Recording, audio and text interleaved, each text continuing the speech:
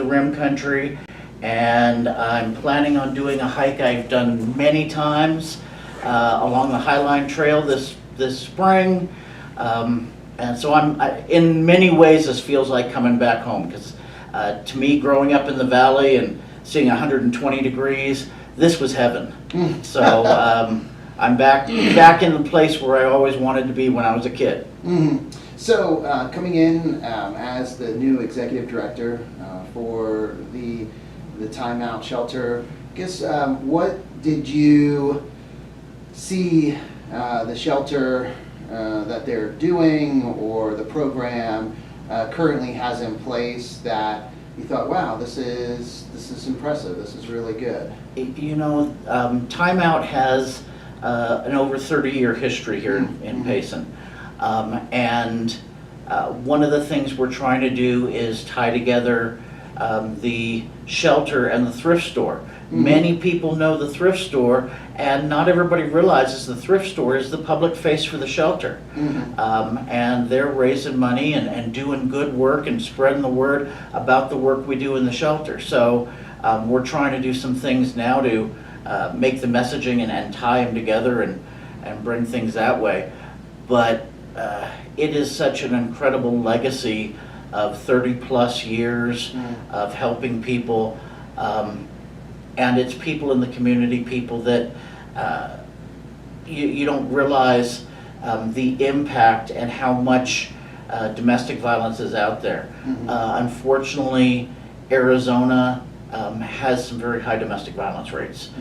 We beat the national average, and something like 46% of women at some point in their life, and surprisingly 32% of men will face a domestic violence situation in Arizona. Wow. So when you expand that and look at Payson in particular, you're talking thousands of people that could, and thousands of people that we've helped over the years. Yeah, I think it's great that you brought up the history, just the impact that so many members in the community that are no longer in the community have moved on, but they've had on the Time Out Shelter, and thus all of the people that have come through, women, men, children, that have come through the shelter.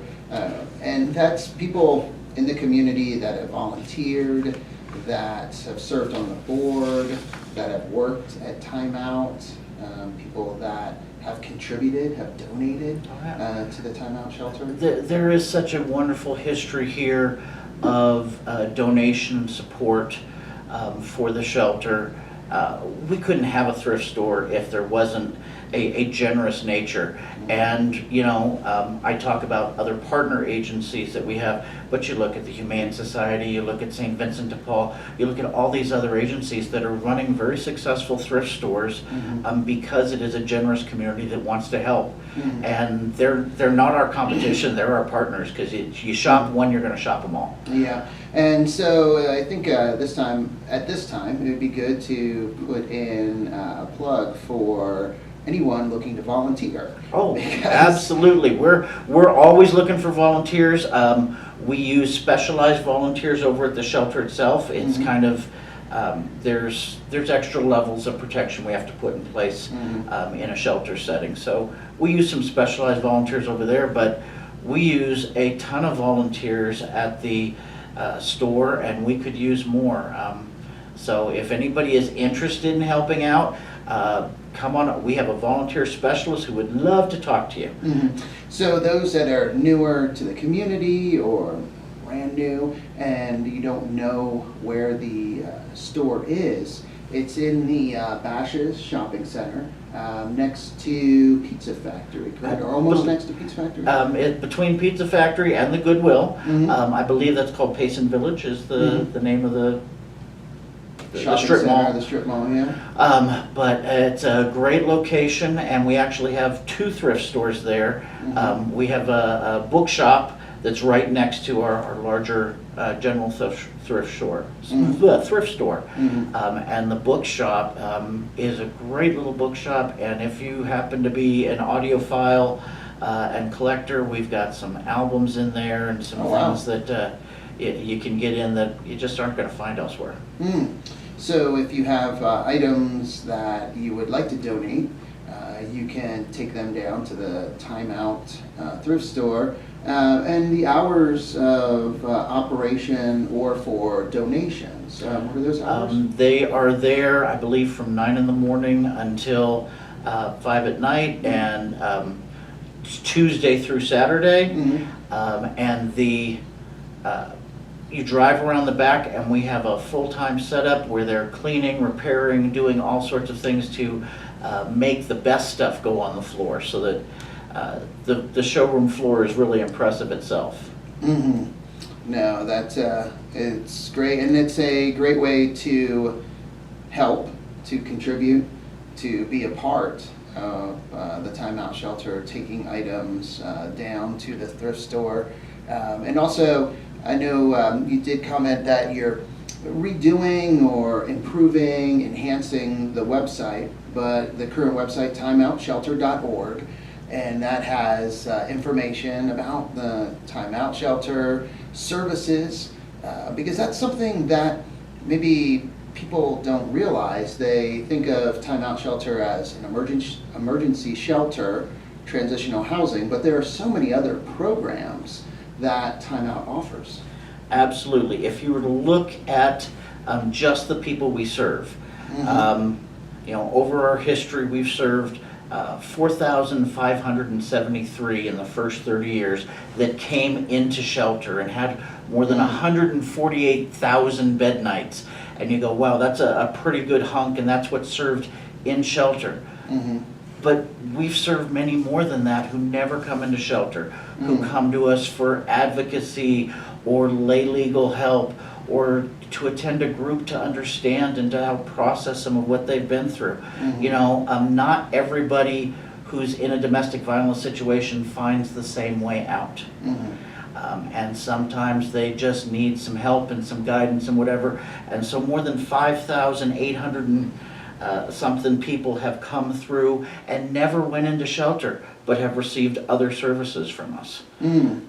And some of those other services, lay legal advocacy services, educational and supportive groups, programs for children and teens. We have lots of programs for children.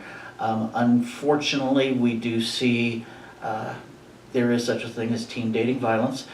February is Teen Dating Violence Awareness Month across the country, and something like 6 out of 10 teens at some point in their high school career will see some form of abuse. So it's something that we want to educate on. We certainly don't want to push boundaries, but at the same time we want our kids to have the tools they need to say, hey, this isn't right. And unfortunately we see with teenagers, so often they don't know, and they're afraid of reporting because they're afraid of sticking out or doing something wrong. So we want them to have the tools. Again, if you're just tuning in or just started watching us on our Facebook live stream, we're talking with the new executive director of the Time Out Shelter, Mike Patch, and the role of the Time Out Shelter. Also, want to talk a little bit about the future, or the direction that the Time Out Shelter is going. One of the large project that you have going at this time is a new facility, a new building. We are in an aging facility. We've been here 30 years, and we've been in the facility for pretty much all of that. We've just expanded along the way. So right now we've raised more than $700,000. We still have a little ways to go before we can start breaking ground, but we have land selected and all ready to go, that once we have finished our fundraising, we can start building a brand new shelter. One of the things we've done traditionally is often offer transitional housing, where someone who no longer needs to be in shelter, who's got a job, who's starting to get set up in the community but needs a little help along the way, we've had to rearrange some things, but getting this new shelter built will mean we'll be able to resume doing some of that as well. So it's how we help people to succeed in the community and to be a positive part. And so we're very much looking forward to breaking ground and moving underway, and we're trying to finish up the fundraising on that. We're looking at different sources, and we'll be looking to the community as well. Mm-hmm. And there is an opportunity or the ability to donate online, whether it's to the building fund or to the timeout shelter operations, just daily or day-to-day operations. Donations can be, if you're mailing in a check, they can be mailed to P.O. Box 306, Payson, Arizona 85547, or I guess other ways. They can be dropped off at the They can be dropped off at the thrift store. You can call us and we'll make direct arrangements. Or there's even a donate now button on the website, and you can go directly onto the website and donate that way. And if you specify that you want it for operations, it'll go today into helping people. If you specify you want it to go towards building funds, we can put it towards that too. Mm-hmm. And I see that. I clicked on that button, and it gives you the option general budget, the charitable tax credit donation. Yep. Timeout And is part of that. It's worth noting that you can still do the charitable tax donation and have it applied to last year's taxes. Okay. And then also emergency shelter operations or the new shelter building fund. You can even set it up to where this is a monthly contribution. So if you wanted to give on a monthly basis, you're able to do that. Absolutely. Most of us don't feel $5 or $10 a month come out of our paycheck, but that adds up. And $10 a month is $120 a year. That's a real donation. Mm-hmm. So we actively encourage people to set that sort of arrangement up. That is great. Another, I guess, thing you're looking at is you need to get some new board members. We are actively searching for people who are interested in supporting the organization through all sorts of volunteerism, but board members are gold, especially in a community like Payson, because board members bring you contacts and exposure, and they give you the people who are really willing and able to get down and do the work. And we have a great group of board members right now, but we're trying to build upon that. And so we're looking for hopefully 4 more board members and almost double the size of our board, and really be able to get some things accomplished with some hands that are willing to do some heavy lifting. Mm-hmm. And I have to say, over the years, having different directors executive directors of Timeout, having different board members in, everyone over the past years or previous years have done an incredible job with the shelter, to get it where it is, to keep it going through COVID, just all of the challenges, and to add different events like Lanterns on the Lake. That has been just a great event that I believe continues to grow each year, and it just really, it's good to see a lot of different members from the community out at that event. I am excited by the idea of Lanterns on the Lake. Mm-hmm. I worked for a small shelter in Farmington, New Mexico years ago, and did a bunch of fundraising for them and worked on a lot of projects, and there was a very solemn feel around December and the memories and remembrances that go into Domestic Violence Awareness Month. Mm-hmm. Here in Payson, the shelter and the town have worked to build this Lanterns on the Lake event that I've yet to see, because I've only been here since December. And I keep hearing about this, and it sounds like, yes, there's a remembrance there, and yes, there's an element of saying, hey, we understand the problem we face with domestic violence, but there's also a celebration of the hope that the shelter has brought, that the community has put into working against domestic violence, and the fact that we have teens that get involved and gather do kayaking and gather the lanterns on the lake, and the community gets involved and the police department gets involved, and every piece of it, it just sounds like something that I'm really excited to be a part of this next year, and I'm looking forward to. I know the thing I think I've taken away from the event is the show of support. So there's support from, and over the years, different organizations have been brought in to that event and participate in that event.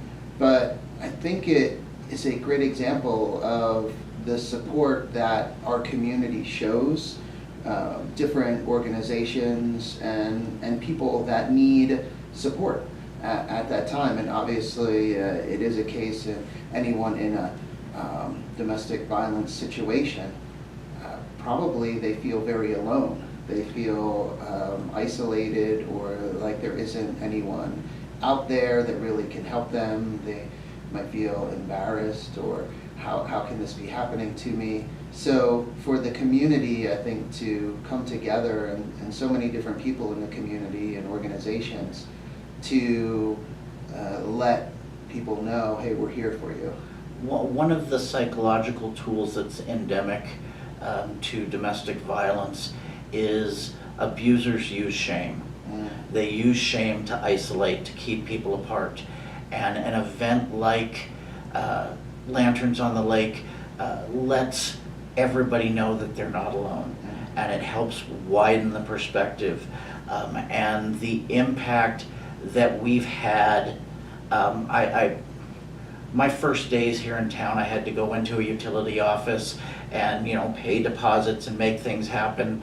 And the person behind the counter said, asked me if I had a work address, and I'm like, I don't know my work address yet. And I said, I'm working for the shelter. And this person looked at me and said, I know, they helped me. Yeah. And that was the first eye-opening I had, that what broad range of good we do. Wow, that is good. So are there other, I guess, programs or other things that you're looking at that you have had experience in previous positions? I've had a fairly broad range from children's theater to a array of youth programming to food banking. And one of the things that surprises me about us is the partnerships that we have throughout the community. We work with United Food Bank out of Mesa, and they help set us up with other organizations in town, whether it be Walmart or the other stores, even Starbucks. And we collect the food, and it doesn't all go to the shelter because sometimes we have more than we can use, so we partner with other organizations, and food we collect trickles down and gets throughout the community just with this, all these little partnerships. And it's just amazing to me how interconnected and how willingness to help everybody is being. So I would love to see us find other ways to do that in the community and partner more and other resources. It's very common for domestic violence to be discovered, or people to be able to find help through something like the Humane Society, because people abuse animals as a way of controlling other people. And so abuse against an animal gets found by the Humane Society, the whole family can be helped by that interconnectedness. So we're looking at those partnerships as well. And I know we met the other day and just talked briefly, learned more about each other. But that's something that I remember you mentioning, how pets are used, unfortunately, to keep people in an abusive relationship sometimes. So that's one of the features that you would like to see in the new building is the ability to house people's pets. Yes.